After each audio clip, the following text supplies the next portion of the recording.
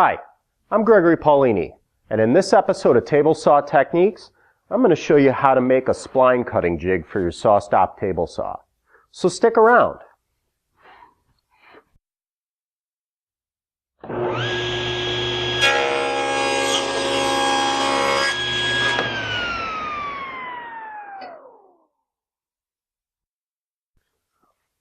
One of the most common applications of splines is when you're reinforcing a mitered corner, such as in this little decorative box.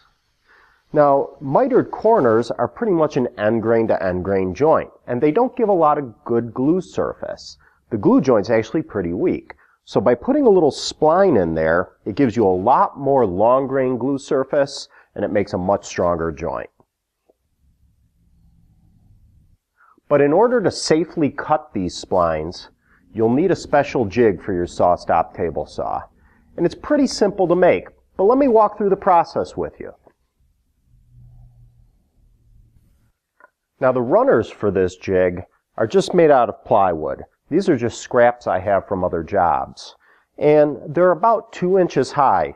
Lengthwise, it's not really critical. These are about 21, 22 inches, somewhere around there. They're both the same length though. That is critical. And they're going to fit into the miter slots. That's what's going to guide the jig that I make. And I'm going to want to mark where the deck of the table saw meets this board. That line is going to be critical for laying out the V cradle.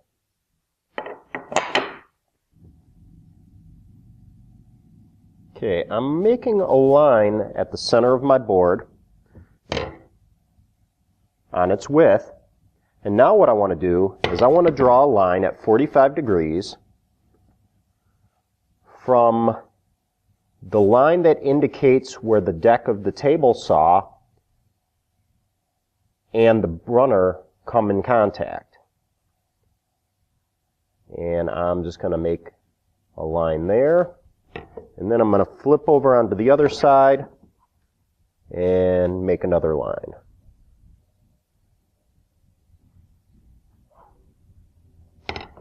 Alright, and now I'm going to want to remove this material here. And I'm going to do that using a miter gauge and a stop block. Alright, next here I want to tilt my blade to 45 degrees. There we go. And then I want to adjust the height of my blade so that it matches that first line that we put on the runner. That looks pretty close. And to notch this out, I'm just going to use my miter gauge, and I've got an auxiliary fence attached to it for some extra support. I'm just about ready to make my cut. The only other thing I need are safety glasses and hearing protection.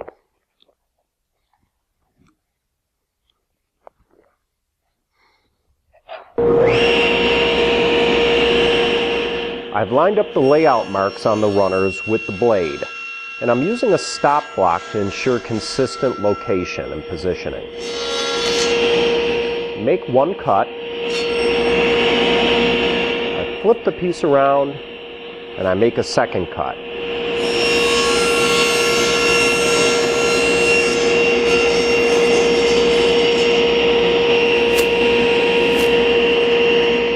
There's my V-notch. Now I'm just going to repeat the process on the second runner.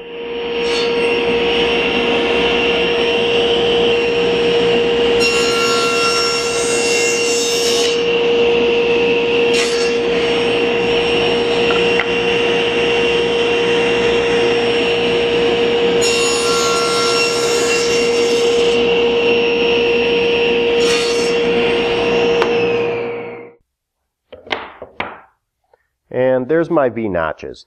That's going to hold the cradle of my jig. And speaking of cradle, let's go ahead and make that. So making the cradle is pretty straightforward. I just need 2 pieces of wood maybe somewhere between 3 or 4 inches in width. And lengthwise, well, all they have to be is just a little bit wider than the distance between the miter slots.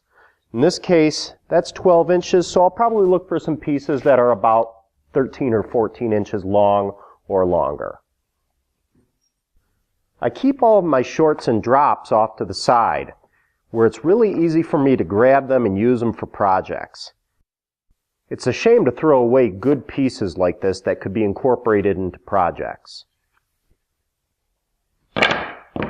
Alright, so I just ripped that piece to about 4 inches in width, and these happen to be about 16 inches in length, so they'll work fine. Next thing I want to do is I want to assemble them at a right angle to one another. So I'm just going to clamp them together and then run a few screws.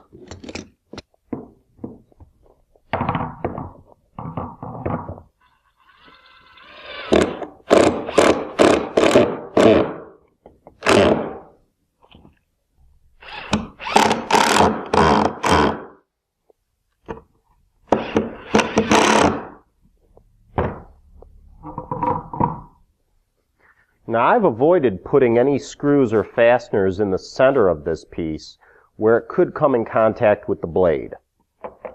Now my next step is to just mount the cradle into the runners.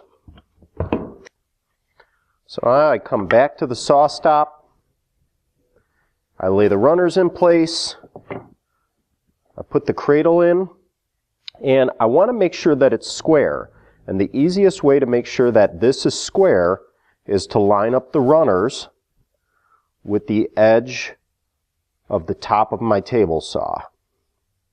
That's good, and that's a good position right there. This is going to cut good and square. Now I'm just going to run screws through to hold the piece in place. I'm just eyeballing the screw location with the runner here.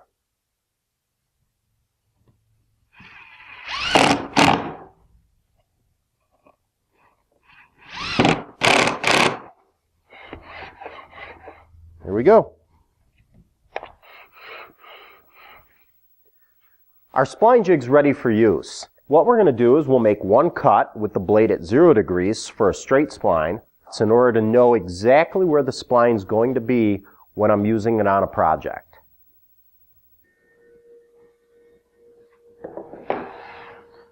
So making the spline cutting jig is pretty straightforward. But now let's see it in action. So here's a mitered corner. This could be the corner of a decorative box, a drawer, any number of applications. But it's an end grain to end grain joint. And over time it will fail. We'll reinforce that by putting the spline right here. So I'm going to take this piece, set it in the spline cutting jig, and then I'm going to raise my blade until the apex of the blade is just shallow of the inside of the corner. I don't want to cut all the way through. That looks good. Now what I'm going to do, I'll position the piece over the kerf, and I want to hold it in place. So I'm going to use a little clamp here just to keep this from moving. If I had an entire box to do, or 4 corners of a frame, I'd probably clamp a stop block onto this jig.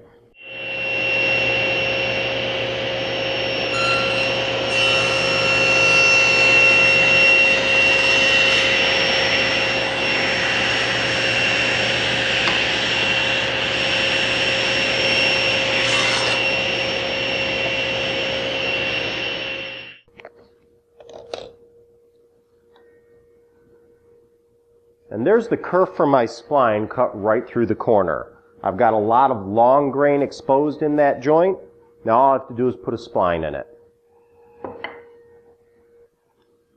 To finish up the joint, all I have to do is take some long grain hardwood. I'm choosing a contrasting hardwood here.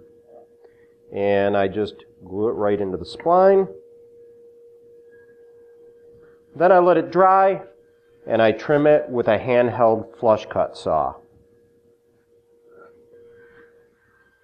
And that's how simple it is to make and use a spline cutting jig on your SawStop table saw. Be sure to join me again for another episode of Table Saw Techniques.